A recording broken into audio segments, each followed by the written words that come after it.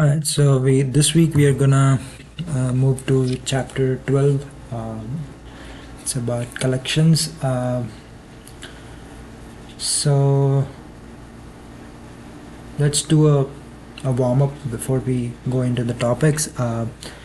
So why use collections instead of arrays? And more importantly, what do you need to keep your head as we use them this week? So arrays are fine. First is why collections beat arrays most of the time. Arrays are fine when you know the exact size and you'll barely change it. But in real programs, your data grows and shrinks.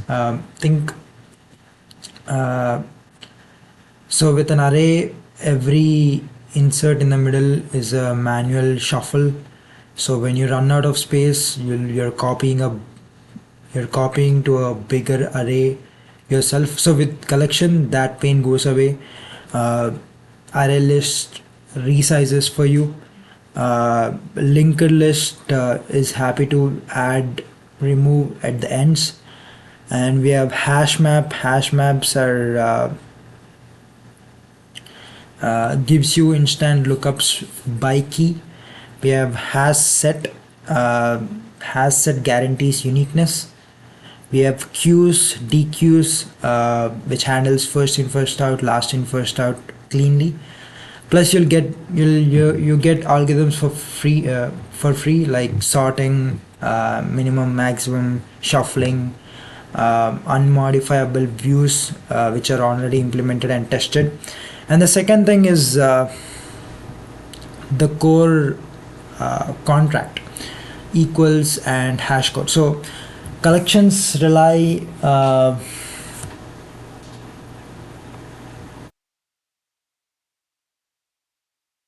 this is better. So collections rely on how your objects define equity. So if you put custom objects in a hash map or hash set and you override equals, you must also override hash code using the same fields. Why? Because those structures use the hash to find the bucket before they use equals. So if the two don't line up, you'll get duplicates that shouldn't exist or failed lookups that should have worked. So a rule to remember is decide what makes two objects the same, like for example ID number, but put that in both equals and hash code, and don't change those fields after insertion. And the third point is generics are not optional. Write list item, not list. The generic type parameter lets the compiler catch mistakes early and removes ugly casts. And so list item says this list only holds item objects, which is exactly what you want. Raw types like list with no the T are foot gun, so skip them. Another thing to remember is performance. So you'll hear big O. So here's the intuition. So we have first is randomness, random access. So ArrayList.getI is a constant time, which is super fast. LinkedList.getI walks the list, which is slow if you do it in a loop. We have head, tail, ops. These are basically insert, remove at ends.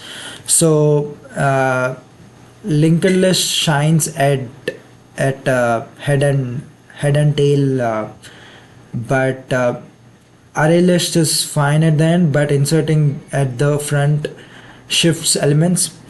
Lookups by key. So HashMap is usually constant time. So tree map is a log time but sorted, and we have membership tests like HashSet dot contains is usually a constant time. Again, tree set is log time and sorted. So so if you need indexing, you go to ArrayList. If you need lots of head and tail adds and removes, LinkedList or ArrayDQ. If you need fast, like for example find by name, that's when you use HashMap. If you need uniqueness, that's when you use HashSet.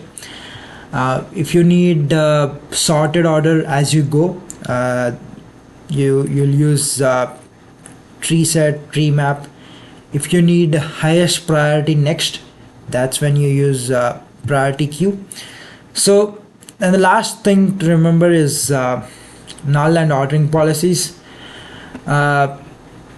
Different collections treat null and order differently. For HashMap, which allows one null key and many null values, so order is not guaranteed. HashSet allows one null element, again order is not guaranteed. LinkedList, linked HashMap and linked HashSet, which basically keeps insertion order. We have a tree map and tree set, which is sorted by natural order or a comparator.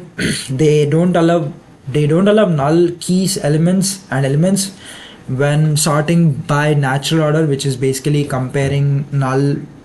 Comparing null doesn't make sense. So and we have priority queues, which orders by priority, which is min heap by default, and doesn't allow null elements.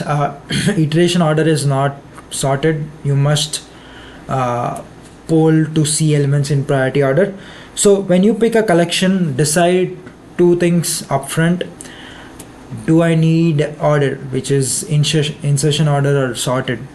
Will null ever appears? So if you need sorted behavior, provide a proper comparator or ensure your elements implement comparable. So imagine, for example, imagine a list of enemy objects. You might sort by health for a debug overlay. Use the list enemy so the compiler helps you. So if you need fast like find by id, keep a HashMap string comma enemy. If you just need a unique tags for achievements, you could use HashSet string. So each choice matches the job. That's it for the warm up. So collections resize and make iteration safer, and respect the equals hashCode contract. Always use generics. Pick based on simple performance needs, and know the null and order rules for the type you choose. Now let's go. So first topic is enhanced for loop. So let's talk about really handy feature in Java that you'll use all the time, the enhanced for loop. You probably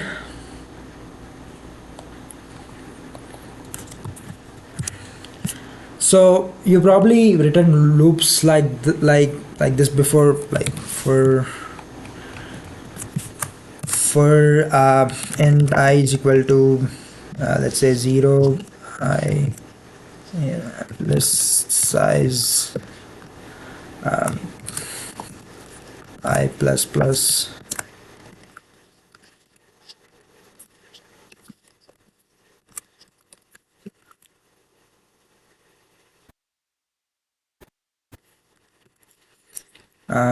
and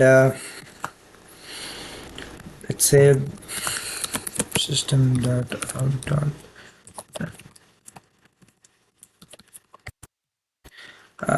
let's list dot get I and close it. So this works fine. It's kind of clunky because you have to manage the index, call get I, and if you're using something like HashSet that doesn't have indexes, this approach doesn't even work for HashSet. So the enhanced for loop gives you much cleaner option. Like the syntax will look like string names, and you print name. This line says for each element in this collection, give it the variable name and run the body of the loop. No index management, no off by one mistakes. It works anything that implements the it's iterable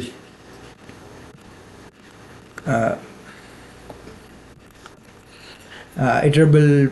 So this is basically arrays, list, set of sets, queues.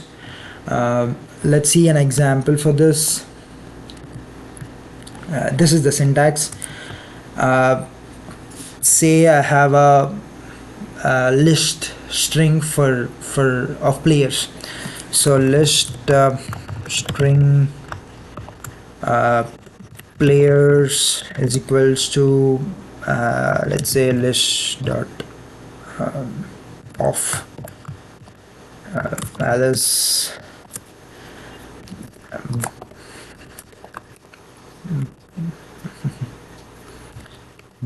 Bob and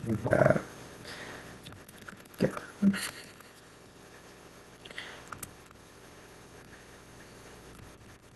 Now for loop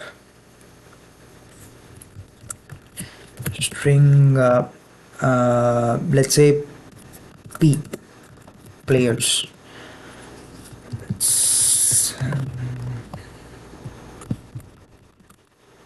And you print the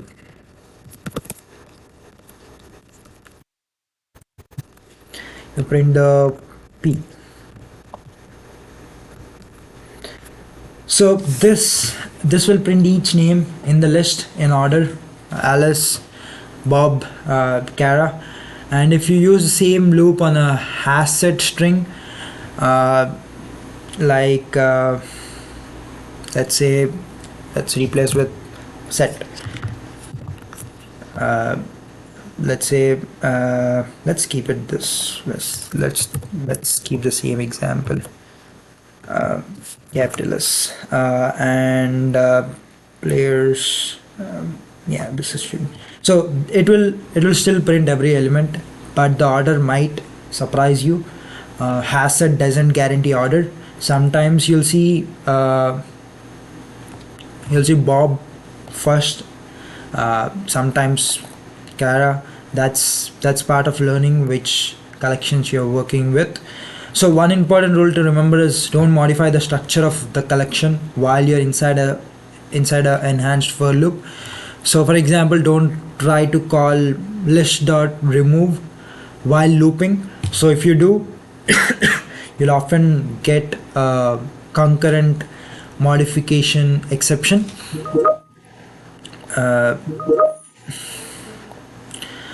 Exception, which is if you need to remove elements while you loop, use the iterator instead, which has a safe remove method. So to sum up,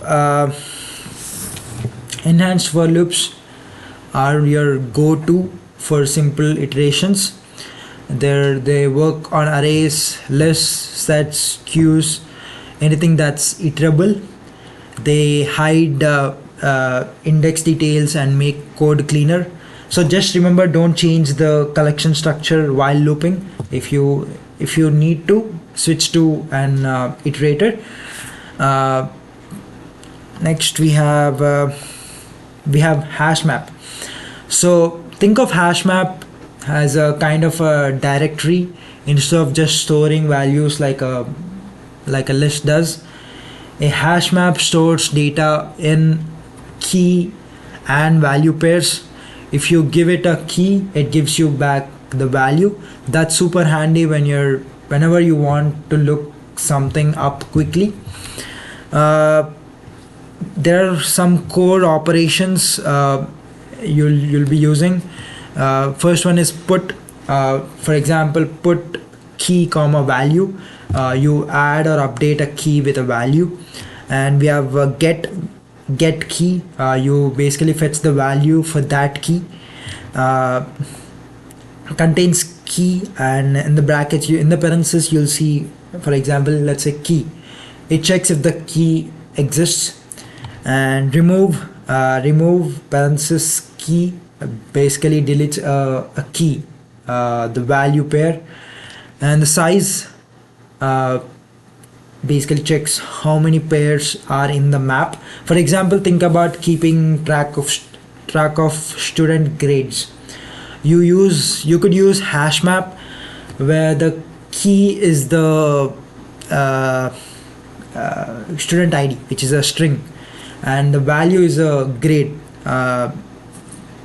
let's say double. So that way, looking up a grade is as easy as get, like, for example, S1 2 3 4, and you can also update a grade with put if it changes or removes a student completely. Now, in an important part of making hash maps work correctly is the key contract. If you're using your custom class as a key, you need to override both equals and hashCode, so using the same fields. Why? Because HashMaps first uses the hash to find the bucket and where a key might live, and then uses equals to confirm if it's the right one. If those two don't match, you'll see really confusing bugs like duplicate keys or failed lookups. With built-in types like string or integer, this is already handled for you. And when it comes to iterating over a map, you have few patterns, which is key set, which gives all the keys. We have values, gives all the values. Entry set gives you both keys and values together, which is often the most convenient when you need to process pairs. One thing to remember is a plain hash map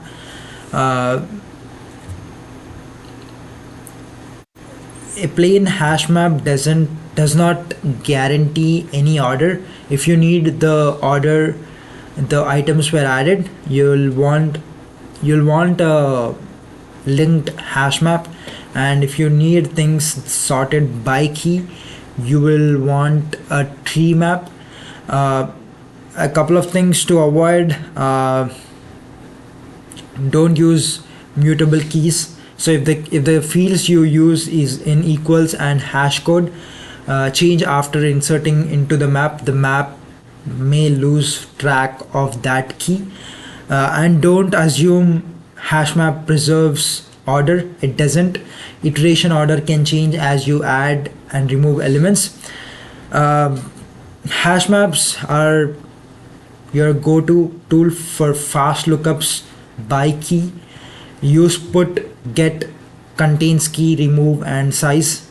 and follow the equals hash code contract if you're making custom keys. And remember, plain hash map doesn't guarantee order. uh, you'll do this in your lab. You'll be building and reading, updating a hash map, so you'll get a better understanding there.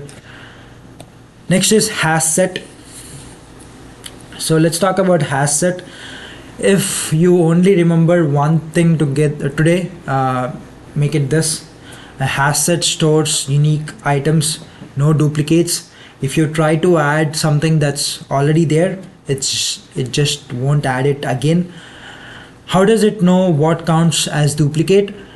It uses the objects equals and hash code built-in types like string, which is already do this incorrectly. So if you make your own class and you want to put those objects in the hash set, you need to override both equals and hash code using the same fields. If you don't, you'll see weird behavior, things that look the same to you can show up twice, or contains can say not found when it clearly should be found. So what can you do with HashSet? There are some core operations. First one is add x. You put an element in and returns false if it is already there, and contains x. It's a quick membership test. Is this in the set? Something like that. Remove, it takes something out. Size, how many unique elements you have got, that's size. Bulk, and a few handy bulk ops. We have all, which is union. We have retain all, which is intersection. We have remove all, which is difference. So one thing to remember is there is no guaranteed order in HashSet. If you print it, the order you can look the order can look random. If you need to preserve insertion order, you'd switch to linked HashSet. So if you need sorted order, you'd copy into tree set or use a different collection entirely. But plain HashSet is about uniqueness and fast membership, not order. So let's make it concrete with a demo target. Probably you'll do in your own IDE. Say you want n unique random integers. You create a empty HashSet integer, then keep generating random numbers and adding them until size hits n. Because the set ignores duplicates, you don't have to write extra code to check if you have seen a number before, and add and size do that work for you. It's really clean pattern. Couple of things to avoid is, first, the equality contract. If you put custom objects into HashSet and you override equals, you must also override hash code. Same fields in for both. If you change those fields after inserting into set, the set can lose that element if the element no longer lives in the right bucket. So don't mutate identity fields after insertion. And second thing is, don't expect order. Again, if you need predictable iteration order, pick a different set type. Some of the use cases you'll see in labs, in your Zybook labs, are enforcing unique IDs or usernames, quick check with contains, and building a unique list of tags from user input. and deduplicating results, throw everything in a set and then check the size. So the big picture here is HashSet is for unique elements, fast membership checks. It relies on equals hashCode, so get that right for custom types, and there's no order, so that's by design. So if you need order, choose a right alternative. Yeah, that's it for HashSet. So the last topic for this session is queues. So a queue is just what it sounds like. It's a line, first in first out, FIFO. Probably you have heard about this, first in first out. The person who gets in first gets served first. Super simple idea, really handy in programs. In Java, the unique behavior is defined by the queues interface. You won't usually make a queue directly, you'll pick a class that implements it. Before we walk about which class, let's get the core operations straight. They come in pairs. The difference is whether they throw on failure or return null. We have add, offer, add x, like for example add x tries to enqueue. If you can't, it throws an exception. Offer x tries to again enqueue. If it can't, it returns false. In regular code, prefer offer. It's safer and more explicit. We have remove and poll. So remove dequeues the head. If the queue is empty, it throws. Poll dequeues the head again. If empty, it returns null. In most cases, prefer poll and check for null. We have element and peak. Element looks at the head without removing, throws if empty. Peak looks at the head, returns null if empty. Again, prefer peak for safer code. So an easy rule to remember is, when in doubt, use the offer, poll, peak trio to avoid exceptions and handle empties gracefully. So now, which implementation should you choose? We have LinkedList, which implements queue and works fine for basic first in first out behavior. It's easy and familiar. And we have ArrayDQ.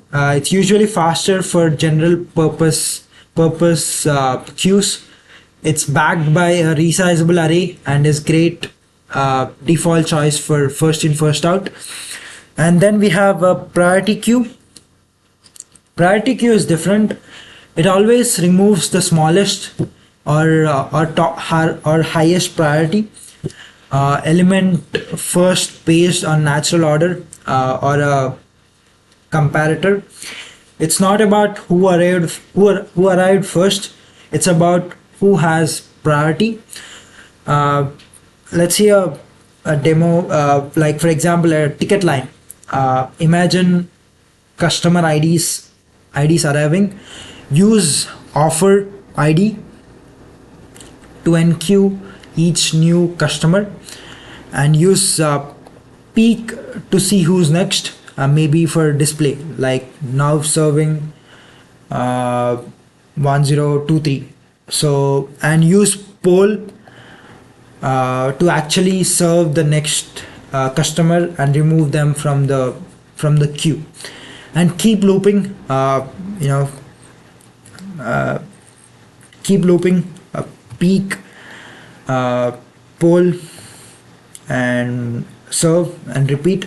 So if the queue is empty, peak and poll returns null. So your code can just check for that and do nothing. No exceptions, no crashes. And couple of things to remember here is mixing remove with empty queues. So if you call remove on an empty queue, you get an exception. If you're not 100% sure it's non-empty, use poll instead and check for null. And choosing the wrong implementation. So if you expect straight first in first out and decent performance, ArrayDQ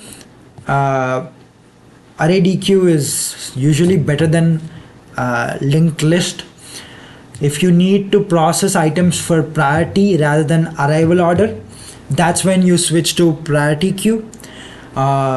Just don't expect iteration over priority queue to be sorted. You must poll to see items in priority order. So